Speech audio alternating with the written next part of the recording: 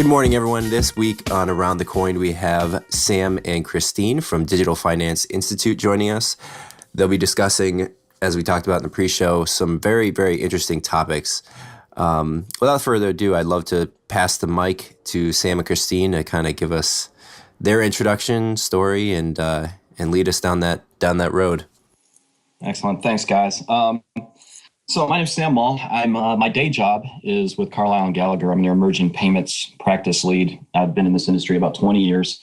But within the Digital Finance Institute, I really actually got involved in this mission with Faisal, believe it or not. I was in Istanbul at a mobile payments conference in November, a fantastic one. Got to meet Faisal for the first time there. And I was being the typical tourist, was really enjoying the city. Istanbul is easily one of my favorite cities in the world. Was out sightseeing over by the Blue Mosque. And it was heading toward evening. And Istanbul is probably like every other city in the world. It's beautiful. When you have that much wealth disparity, you'll see poverty. The thing that struck me in Istanbul was the poverty tended to be families. And it tended to be women with very small children that were begging.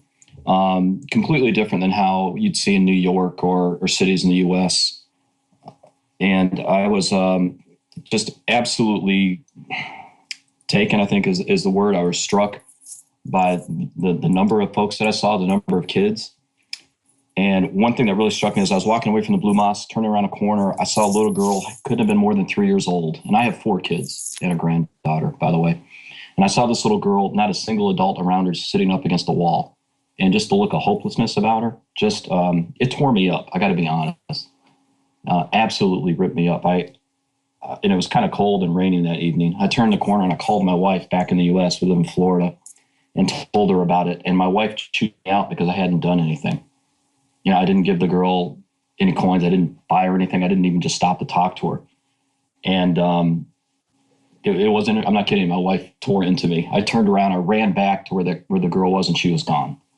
And I got to be honest, the guilt of my inaction tore me apart. The next day, while at the conference, I met folks from the International Rescue Committee, which is doing a ton of work with the refugee crisis. Had great conversations with them, and actually discovered I knew stuff. I knew a bit about payments. I had a ton of contacts and networks. I was able to introduce them to several other folks to try to drive to some solutions. And from that little event, from that one moment of non-action by myself, it compelled me to do something. And that led to conversations with Christine, who is easily one of the most motivated people I've ever met in my life. And long story short, I'm now an officer. I'm the Chief Inspirational Officer for the Digital Finance Institute that Christine helped co-found. And I'll let her talk a bit more about that. Thank you so much, Sam. And I'm so happy to be on the show. So thank you for having me. My background is interesting, but to talk a little bit about Sam's story, I got involved in this in a similar incident, but mine is much different in the sense that, since we're being personal, I was dating a guy who was quite wealthy in Toronto, true story. And we went on a date, and part of the date was he was going to bring $100 because I'd seen him. Toronto has a place where there's lots of homeless people, and we'd gone out often and, stepped over homeless people. And I was shocked that he would never really do anything about that. And he's a guy that, carries $1,000 of cash in his wallet all the time. So anyway, we once went on a date, and our date was that he had to bring $100 cash and give it to a homeless person. And I kid you not, in a span of 4 hours, he could not give away $100. And I literally had never met anyone like that in my whole life. I just was shocked, and it really threw me, and I couldn't understand how someone so wealthy couldn't share $100 in a whole year that I'd known this guy. Couldn't buy someone a slice of pizza, couldn't give anyone 50 cents. And one of the things he said was, well, there's no tax receipt if I do that. I mean, I'd never met anyone like that, and it prompted me to figure out that, wow, there are people who actually do nothing, and I never wanted to be one of those people. And at that time, I was doing a lot of counterterrorism work, and the Syrian crisis was starting to explode about a year and a half ago. And it just seemed to be getting worse and worse. And as you probably know now, it's probably the worst disaster of our time, much worse than World War II. There's something like 11 million people from that country alone in Iraq that have been displaced, some internally, some externally. And it just seems to be becoming a bigger and bigger problem. And when I think about this one person that I respected and thought was so great, and then lost respect for because he was not very generous, and me wanting to do something to not be that person, what I wanted to do was do something more than just a Vancouver solution or a Canada solution. And I kind of got a little bit concerned with the Syrian crisis because I felt like not only was it a huge crisis, but I actually couldn't see any leadership in it. And I still to this day don't see anyone doing very much to solve it. So one of the things I thought I could do was find a way to solve the problem by sort of as a counterterrorism method, which is how can we help people affected by the Syrian crisis on the financial side, which is to make it easier to get payment systems to them or to help get them money or to help allow people from the United States or wherever we happen to be to give money to them or to help them pay fees to immigrate, whatever it is that they need, which seems like just about everything at this point. So I set up the Institute. I came up with the idea in June and actually got it together in November. And it really has taken off as a place that people love for a number of reasons, which is that not only do we try to do something with respect to the refugee crisis, but we're also trying to do things with Bitcoin where we are trying to make sure that when it comes to payment systems and new fintech that we don't over-regulate that technology before it has a chance to take off and really become all that it can become. So we also have that component that we do with it. And then we have another whole side of it, which we're trying to make sure that whatever we do in fintech, we make sure that we're a place where we include women in fintech in all that we do. So we have some lofty goals, particularly lofty for Canada, because we're not a place necessarily where innovation and fintech and business thrives all that much. So it's a great place, and I'm really proud to have started it. And we've got a lot on our agenda and a lot to do. And my real job is a lawyer. So yeah. So Christine and Sam, I will say this first of all, thank you very much, for at least not being selfish and taking time out for humanity, taking time out for people that you can help. And it's really a great honor to have both of you over here and talk about your amazing experience. Kudos for that, really. Absolutely. What brought this to your attention, the Syrian situation? I mean, that seems to be off the radar for almost everybody in the United States, probably Canada also. Yeah, if you, I'll say this first, Christine, I'll hand it off to you. I highly recommend you follow Christine on Twitter, and it'll immediately come to your attention. I've never seen anyone so passionate from an AML standpoint and terrorism. Wow. In all honesty, watch her Twitter feeds, that's how we found each other, to be honest, for this effort. Mm-hmm. I think for me, like one of the things with the whole Syrian crisis, which sort of ties into ISIS is, I mean, this is kind of my anti-ISIS statement, to be honest, but I feel like as a person who does AML and counterterrorism law, that there is so much we could be doing and aren't. And it's super frustrating because we actually have the legal tools, but we actually don't implement them globally. And I, even today I woke up thinking, okay, where are the leaders in the world? Like, why is the UN not doing this? And I was writing a piece on the sort of the slavery side of this, which really bothers me. And, I don't know why people aren't really doing more. We absolutely should be, and we're not. There aren't enough charities being set up. There's not enough money being collected to deal with the problem. And I think in 20 years from now, as we did with Nazi Germany, we're going to look back and say, geez, why did we do nothing?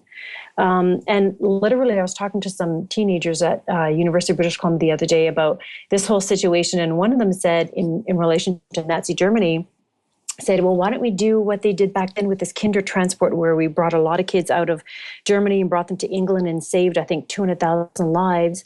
And, these are teenagers that are concerned and want to do something, and said, well, why don't we just go to the Canadian government and the U.S. government and say, let's do a transport, this time by air, bring 200,000 kids whose parents have died and, relocate them to the U.S. and Canada, save some lives.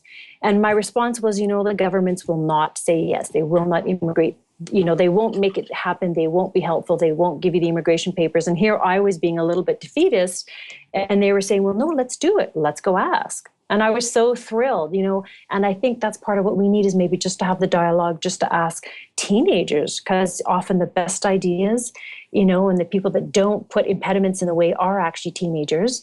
And I think we just need to have a dialogue. Okay, what can we do? And let's actually do it. Let's get some money behind these initiatives. Let's talk to governments. Let's solve some of the problems. Let's deal with terrorist financing as well. And let's move forward with it. I mean, before it's too late, before 20 years have gone by and 11 million people are dead and we realized we didn't do anything when we could have.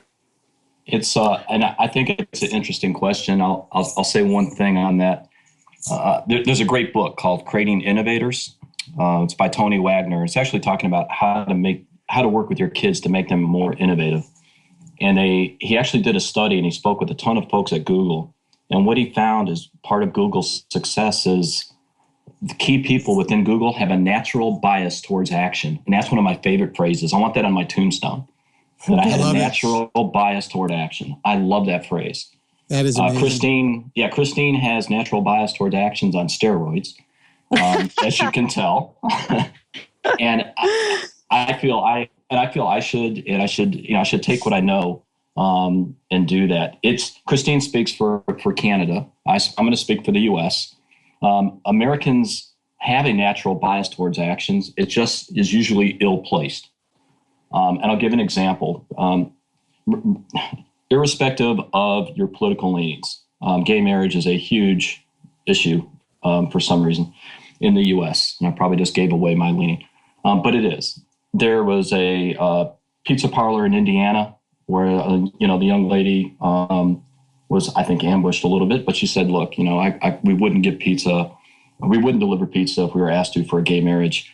A Kickstarter fund started, and they raised $800. They didn't do it, but others raised $800,000 for them. Wow. At the same time, thank you, Christine.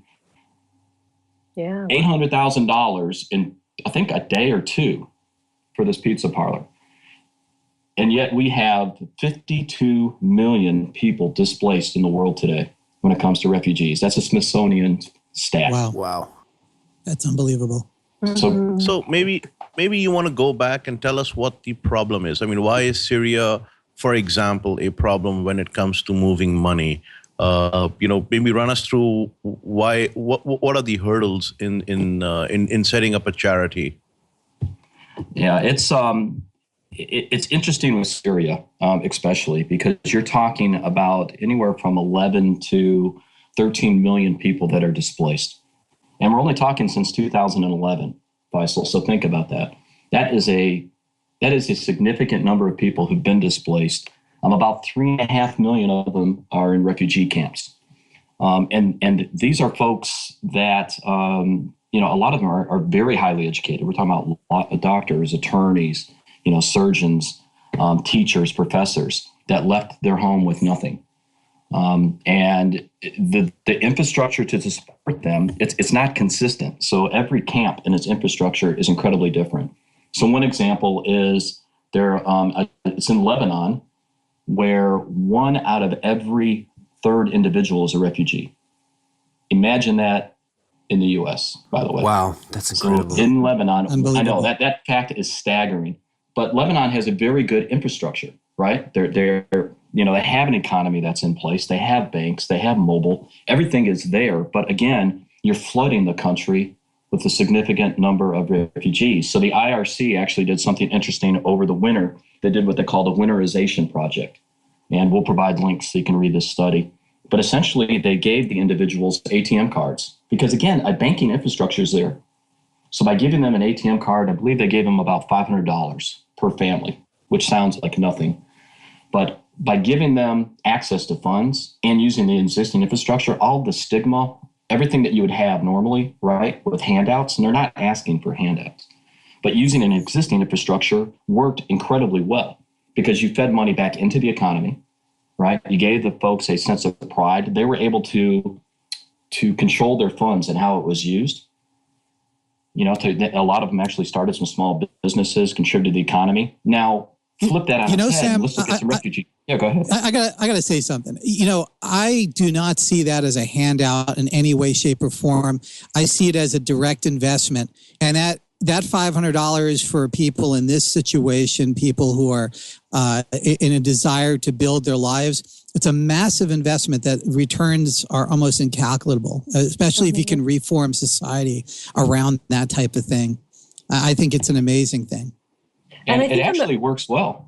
Yeah, I was going to say there's another example of that was in the Congo. Instead of doing food distribution, they did cash distributions for the individuals. And it makes a significant difference in how they interact. Christine, go ahead.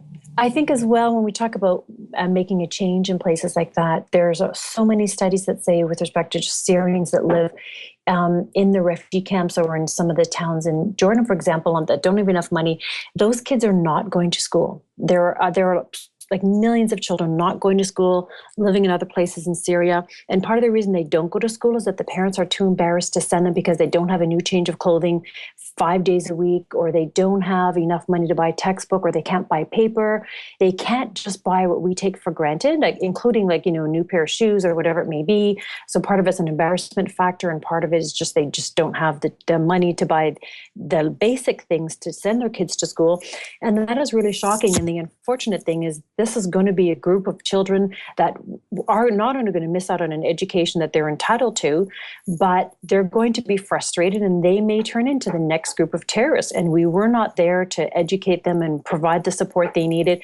And I think that's the next big risk factor. And I think we also need to look at, if we can give them the money they need, then these kids will get educated and they'll be able to make choices, hopefully intelligent choices, hopefully understand legal rights, and hopefully have a future much better than the one they're facing right now. Yeah, I think education is so critical. I think a lack of really understanding history, and I'm not talking just cultural history of, your own origins. I'm just saying on a global level. I think whenever you look in society and you can really go back in time, when the populace pretty much knew the outcome of conflict. I mean, a conflict always results in the same outcome ultimately. And we get amnesia over what happens in these conflicts. We think that somehow this time it's going to be different. This time this is going to prevail.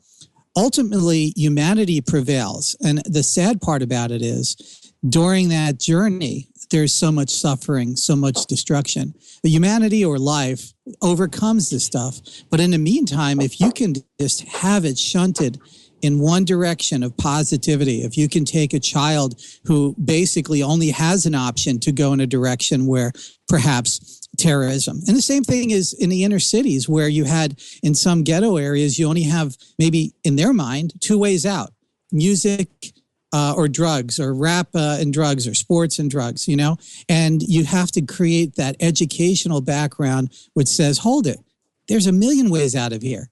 And maybe I don't even need to get out of here. Maybe I can be part of the change. That's the whole thing. Christine, Sam, I have a question for you. I'm very bullish on the future of education through Coursera, Khan Academy, some of the larger, usually completely free programs to learn online.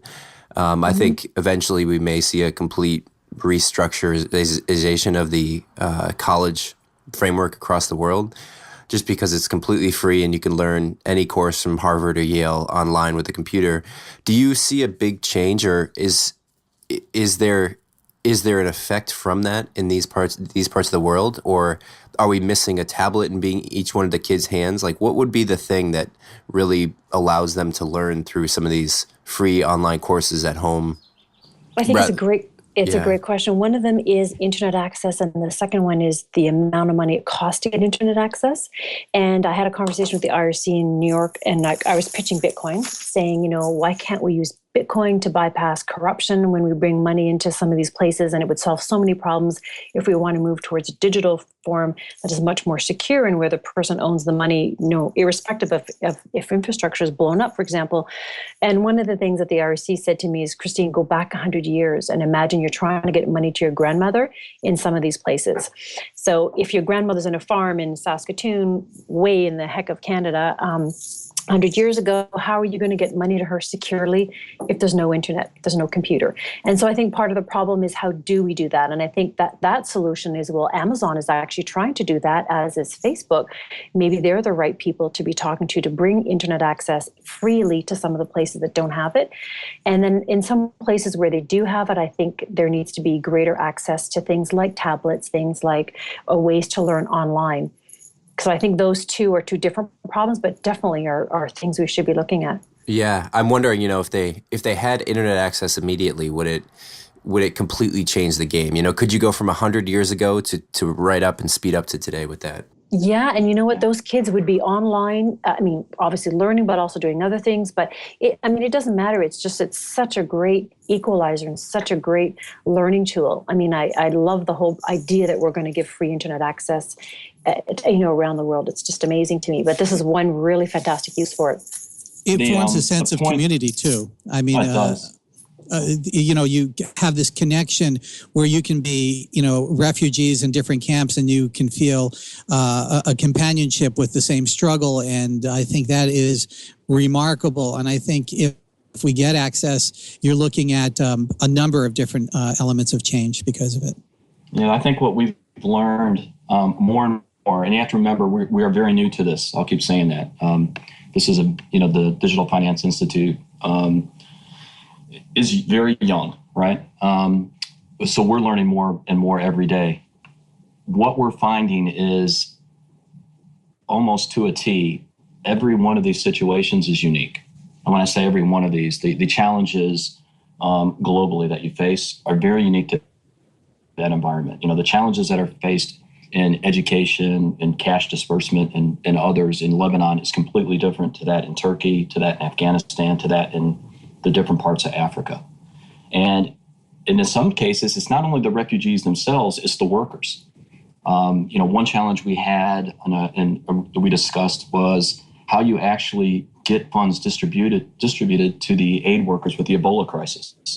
And it was, I can't remember, Christine, was it 15,000 workers, which had no access to funds? Yeah, it was a ridiculous number, that there wasn't an infrastructure to actually get money and funds into their hands. So you forget, so logistics, when you think about this, that starts to get enormous.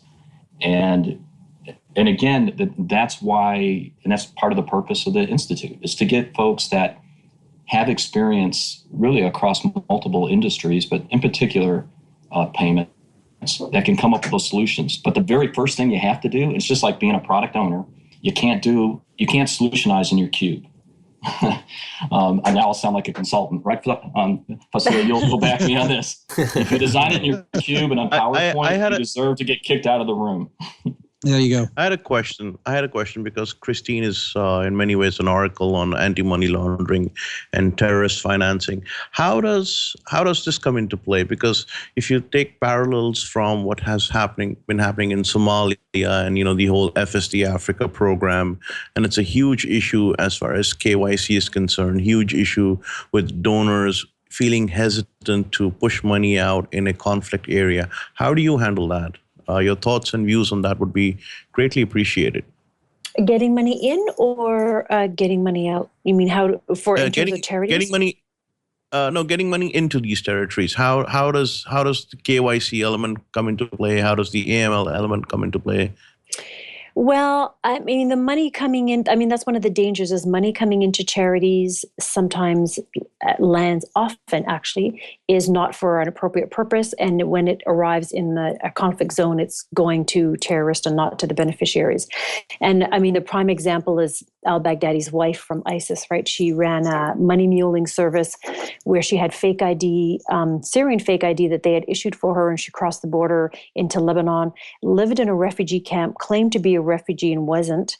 And what she was doing was going back and forth, taking money that had come from the Gulf states into a charity that was intended for refugee Syrian children that were affected by ISIS, of all the hypocrisies, if you can imagine. So the goal was she went there and took vast amounts of money out, crossed the border, brought it back to ISIS, and then kept going back and forth until she was finally arrested. That's a horror story that most charities, legitimate ones that are sending money for things like Syrian refugee children, they don't want their money to be used for that purpose. Like, they would quit sending money when they find out that that's happening. So that's a really big problem. I think the solution for something like that is to make sure that you're dealing with charities that are, I mean, that was a charity that was based in Lebanon. So I think, not to defame Lebanese charities, but I think the solution is to find a charity that is based in a jurisdiction that has really sound AML controls. Could be, the United States, Canada, places like that, where we know that the infrastructure in terms of the financing at this end is sound. And we're not about to send money to a place like Lebanon and not be able to control where it goes. So I think that's one of the first solutions. And then I think in terms of the whole AML counterterrorism side, in terms of funding of charities, that is a big problem that I think the AML world needs to get on top of a lot more, because we do, in fact, we do not look after and trace and stop assets and funding going to charities that are actually supporting terrorist organizations, and we don't do enough to stop that from happening. So I think there's two ways to look at it. One is to just actually enforce our laws a lot better, and then the other one is to make sure that we're selecting charities that are situated in countries where they have strong AML practices. And not to pick on the Middle East, but I can't think of a country off the top of my head where they are strong on AML or counter-terrorist financing. Even Jordan, Dubai is known as a place, as a money laundering haven where money comes out of, sanctioned money comes out of Iran nonstop to Dubai, to places like Canada and the United States. So I think that we need to make sure that we're dealing with charities that are based in sound financial centers. And to build on that, I think Christine makes a good point. And it ties back to the point I talked about earlier, where every situation is very unique and that use case is tough. So one example that we've had some conversations around is the Ukraine right now and what's happening there. So, you're talking a war zone, and how do you get funds into parts of the country where the Ukrainian government has shut down the financial system? So you think about the rebel areas, the banking and financial systems are shut down completely. So how do you get funds into those areas and also confident that it's going and being distributed as it should? And to Christine's point, you control what you can control, which is the source. And I think she's marching down the right path there. How difficult is it to actually have, I know Sam and you and I talked about this thing. How difficult is biometric verification on ground in these areas? Because a lot of charities and a lot of donor agencies do want some form of a biometric verification on ground. And, it is a sort of a flip story, because on the US side, when you mention biometric verification of citizens, everyone throws their hands up in the air. How do you see biometric verification coming into play in such areas for positive identification of the person and so forth? Do you see, is there a case for it or not? I definitely think there is. And to level set, Fasil and I had a fascinating conversation. I had read an article, and Fasil, keep me honest here. In order to have a smartphone in Pakistan, I believe it's your fingerprint has to be registered with the government, correct? Any phone. We have a national ID card. When you turn 18, everything has to be done through your computerized identity card. And in order to get an ID card, you have to get your biometrics registered. So all 10 fingerprints. So for banking, for cell phone, for everything else, you get biometrically verified, because documents can be forged, etc. But for your cell phone SIM or your banking, you have to place your thumb in, get verified. You are who you are, and that's how it works there. Yeah. So in the U.S., 3/4 of the population just ran and got their guns because it was like hell no.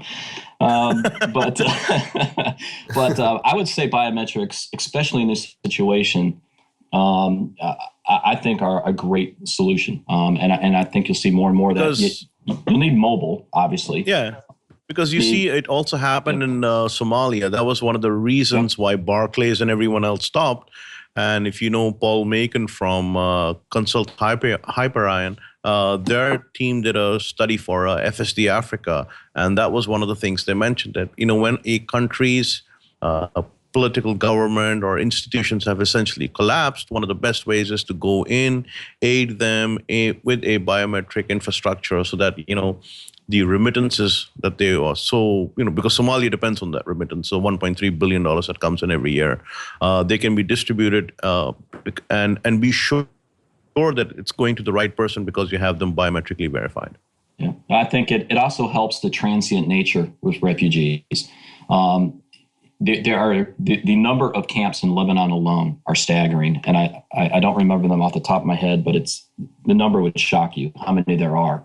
So again, that transient nature of refugees moving from camp to camp, the biometrics would help from that tracking. It would help from a healthcare standpoint, education, reuniting families, which is a huge issue. And actually on that, one thing I'd say, and I read this, there's that saying, necessity is the mother of invention.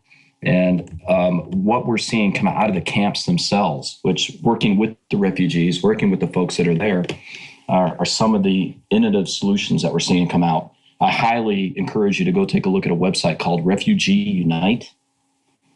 It's one where, it was actually founded because a refugee from Africa who had 5 people in his family lost contact with all of them, could not find them. And he eventually landed, I believe it was in Amsterdam, met 2 brothers in the tech industry that eventually found his brother living it was in Russia, of all places, is where the refugee had ended up. He was able to reunite him. And they actually started an entire company, nonprofit called Refugee Unite, where they're able to do, it's almost a Facebook, if you will, of reuniting families that come through this crisis using SMS, using social, and I think down the road also using biometrics, which would make all the sense in the world to find your true family. Because think of this, if you're young, if you're 5 years old and you lose your family and it's over a 3-year period, do you even remember what your parents look like? Wow. Wow, that is crazy thought. That's a very powerful very thing real to say. Yeah. Yeah, but very real. There's actually a book called, I read a lot, you guys can tell this, Memoirs of a Boy Soldier. Anybody read that, by Ishmael Bey? Fantastic book if you haven't. He was a boy soldier in some of the civil wars in Africa. At a very young age, his whole family was more or less wiped out, but an uncle took him in eventually, but it was an uncle he had never met before. So how do you verify that that's actually a family member? And the biometric side of that, I think, has a lot of potential and one that's worth looking at. Are they using it now? Like, is there any way they, take a quick blood sample and match it up to, a database? Does that exist? I just wrote that down as a great question to research. I don't know. It's interesting in our conversations with like the IRC and others, because we do go, as you can tell, with Christine and I, down the Bitcoin path and others, and they look at you and go, okay, stop. Again, go back 100 years. Think of a hierarchy of needs. We need food, water, safety.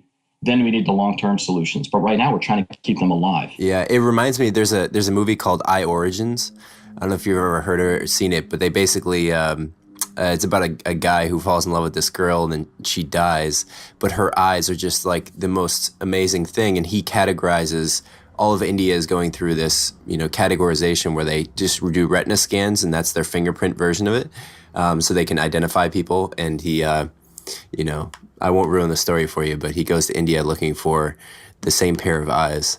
But I don't know, it was pretty inspiring to think about matching families and children through someone. I'm going to bring this back to Bitcoin. You all know I'm a Bitcoin fan, but it's not really Bitcoin. It's just that it's a way to bring money in that is safe. And one of the things that the Gates Foundation is looking at, although they haven't totally come on board with Bitcoin, is they want to make sure that the payments they bring to areas that are in conflict zones are digital. And so one of the problems they have is that they want to make sure that, after you've ID'd a person, if they are transient, as we were talking about that, and they go from camp to camp, or they go back to their home country and then there's a conflict again and they leave or they move to another country, if we had something like Bitcoin, but maybe not that, but similar, where the value that charity gives to a person who is displaced is preserved in some sort of digital form, then it's still there for them if they have to flee in the middle of the night and they have to move to another city or another country, or they come to Canada or whatever it is. It doesn't go away. And so one of the huge benefits that I think we always need to keep in mind about the whole idea of, as we get money to people, to keep it digital, is that it is a great way to not only get money to people that are displaced and that are transient and that might be on the go, but also to the aid workers that are on the ground. They may need, as an emergency, to get out of some place. And if they had a digital payment mechanism where they could call Air Canada, American Airlines, whatever it is, and get their team of 20 out of the country in an emergency, and there's no more ATMs, the banks have been blown up, whatever it happens to be. I think that one of the key things I would like to see happen is that we keep it focused on how can we use modern technology and modern fintech in a digital realm so that we're preserving the amount of money we're getting to people, and we're not paying money out in bribes or in any other way, and we're eliminating the physical cash idea, but implementing that as well with what you're saying about a way to ID people biometrically in a more modern way as well. That's kind of where we want to go with it. You know, Sam was talking about a book, and I think one of the best books I've read about overcoming obstacles is a book called Left to Tell by, I'm going to maybe not do the name very well, Immaculée Lubagazi, and it's about the Rwanda Holocaust. And it's her story of 7 women who lived in a bathroom of about 20 by 20. Everybody she knew in her village, everyone in her family was slaughtered. When she came back, everybody was gone. She was left to tell. And the story is just profoundly touching. And her dealings with how she felt afterwards and how she faced the people who actually did the slaughter and how she talked to them and how she overcome a lot of the grief is pretty amazing.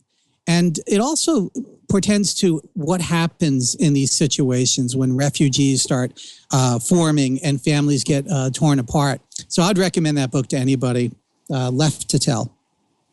I'm glad you mentioned Rwanda. There's actually an article that I posted on Twitter last week that's worth a read.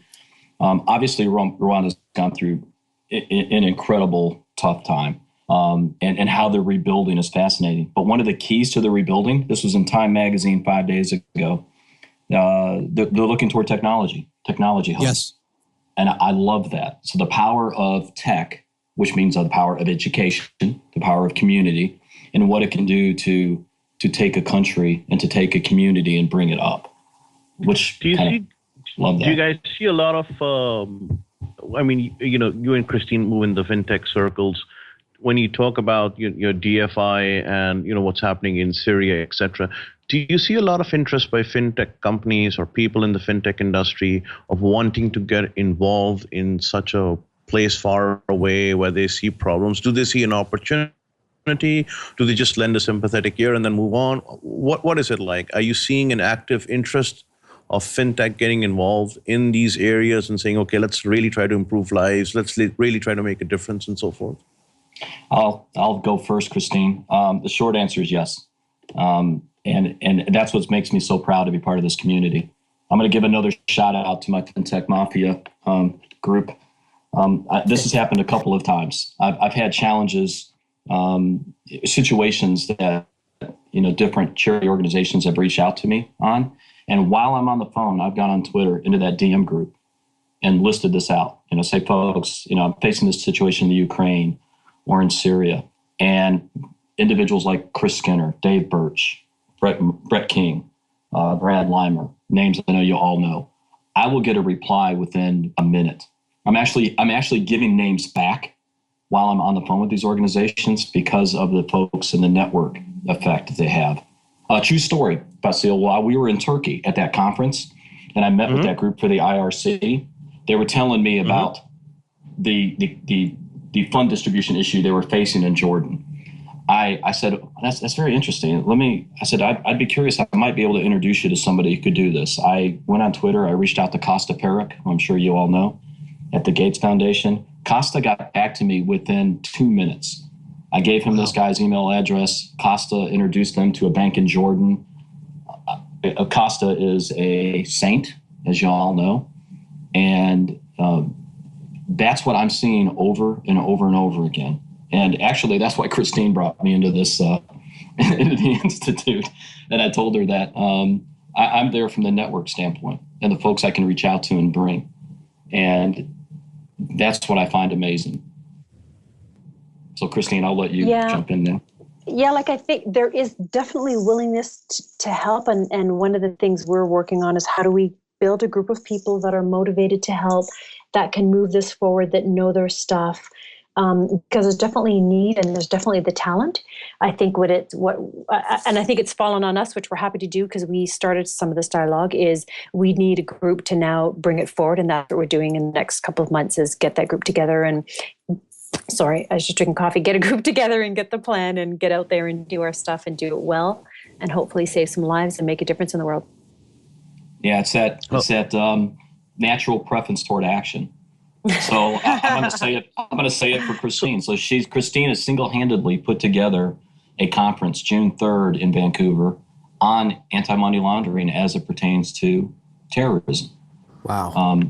I know, and it's from scratch, has never put a conference together before, and is building this on the fly, in between being an attorney, in between speaking to the Canadian government on AML, being interviewed way too much in China, by the way, Christine. True. This is why I keep saying she's the oracle for anti-money laundering. Yes, she is. We could just be doing I have a question. So, now that we are on this forum and, Sam and yourselves, Christine, are talking to all people, how can we help? How can our listeners help? What exactly would you like to say, to get, working with you guys, to assist you, to get engaged? We'd love to help out. We'd love to spread the word. Perhaps you can give us a direction to go on and get us started. Our biggest need, we have two biggest needs. One is we need a crowdfunding, someone to offer to run a crowdfunding platform for us as a place to raise money. And then I think we'll do just fine. So I think we need that, there's so many out there, who knows what the best one is or how to do it. So if some crowdfunding platform wants to be our partner, that'd be fantastic. And so I think that we need that. And then we need, clever people that want to volunteer with us, who feel like they want to make a difference in the world. And none of us are paid for what we do. So if, 10 Harvard grads or from anywhere around the world, they don't have to be Harvard, but want to come help us out, we'd love to help them. Christina, I have a point on your first reach out there. So I started a company called Home Hero, where we're a marketplace to help families find caregivers for seniors. We're in 3 cities, and we have about 1,000 caregivers that work with us. So we've done about 1 million hours of care. And we are launching very soon a Hero Fund, which is a crowdfunding platform that we built to allow families who can't afford senior care. These are seniors in their 80s, 90s, 100 years old, and they just can't afford it. Maybe their family's out of town, they're not really connected. And so they sit home alone, and they essentially go through a terrible experience for the last couple of years or months of their lives because they can't afford it. And hearing some of these stories and having this inability to help them from a financial perspective of our company, we were compelled to launch this crowdfunding platform to essentially magnify their stories across the internet and very organically telling people this. We've had a lot of just really emotional responses from people saying they'd love to contribute. Even $2,000 helps someone live and die in dignity in the last few months. I'd be happy to talk with you about how we built this and how we sort of think about promoting it and building it from a technical perspective. We use a platform called Tilt, T-I-L-T. It's basically I think the best platform to build a crowdfunding site or structure a crowdfunding platform. But I think once you have that, it's not hard. It just takes, like anything, you have to be familiar with it. But yeah, I could see this absolutely being a catalyst for really, raising awareness, because I think the biggest problem in my mind with a lot of these things is making the connection from people's daily habits and daily rituals to understanding the magnitude of the situation that's going on. And unless you can see a story or some videos or, somehow put it in people's faces, it just nothing sticks. So would love to help you there. Okay, thank you. And I think you're so right. The point is with crowdfunding too it makes sense to me to go that route because everyone can get involved in crowdfunding from 10 cents. I just mentioned that since today's the anniversary of the polio vaccine, from 10 cents to, $10,000 or a bigger corporation deciding to come on board and sponsor us. And so with crowdfunding, it's a great way to just, involve everyone at whatever level they can participate in and bring great stories to bear. Yeah. And to Christine's second point, how folks can help, especially the folks that listen to this podcast, reach out to us and let us know, one, where you're at, because locale actually means a lot, right? It really does. Understanding the local markets, understanding the local infrastructure is priceless, and understanding your skill set. I'm in the process of building up a database of experts, I think is the best way to put it, that I like to think of as the, what was the superhero, all the superheroes that work together? I'm geeking out now. The Hall of Justice. There you go. Every superhero had their own speciality, if you will, and they made the most sense. Or maybe it'll be the X-Men. I haven't got there yet. I'll think it through. But that's an imperative. Knowing who to reach out to, because the situations are so unique. Fasil, your understanding of the local market in Pakistan is massive, right? I mean, it just is. It's the same for everyone. You have something to contribute. Trust me. You have a skill set. You have knowledge. You have contacts. That means so much. And it's being able to piece those together in a rapid fashion, by the way. A lot of these require a rapid response. And I think, Sam, that's such an important point. When we got a request to consider the Ukrainian crisis, that was, of course, a situation that they needed a response to fairly quickly. And I think part of the answer is who can do payments in the Ukraine, who can get past the rebel lines, who has connections with businesses there. I mean, there's a lot of moving pieces when there's a crisis that need to be considered. So having a body of experts that have their own connections with many other countries or institutions, or even with the UN or whatever it happens to be, is going to be critical for us to be able to do our job in the future. Yeah, that's awesome. Christine, Sam, Faisal, Brian, do you have any last questions we want to dive into? Or do you want to let these guys go save the world? I've just been blown away that we have two beautiful people who have set aside their commercial interests and are doing something absolutely wonderful in this world. And I wish this certainly is a wake up moment for us, and we'd like to get involved. I think I'll take it upon myself to at least further this cause and try to help in any which way I can. And really, thank you guys, really from the bottom of my heart. This is a great, great initiative that you guys have taken. Well, thank you. We'd love to have you. Welcome aboard. Yeah, thank you. You will now have a lot of emails and phone calls from Christine. Innovators have a natural bias towards action. I'm always open for that. And anything I can do to help, I would be a pleasure. Thank you. That's amazing. I really, really, really appreciate it. Like, it's just so exciting to be able to think about maybe we can make a difference. And, I always figure if I can save one life somewhere, I've done my duty and I get hit by a bus, but hopefully many more lives, just one. Yeah, absolutely. Let's do it. All right, guys, you're an inspiration. Thank you. Thank you so much. Well, Christine and Sam, thank you very much for coming. I know you guys sacrificed your early Sunday for us. It's been a pleasure, and we'll put the podcast up with all the relevant links and, forms, I guess, to get in touch with you guys. And anything else you want to say in the closing remarks, please go ahead. Thanks, guys. Just thank you from my end very much. It's been a pleasure to be on the show. Yeah. All right. And don't stand on the sidelines. It's very boring. Get in the game. Yep. All right, guys. Take care. Thank you very much.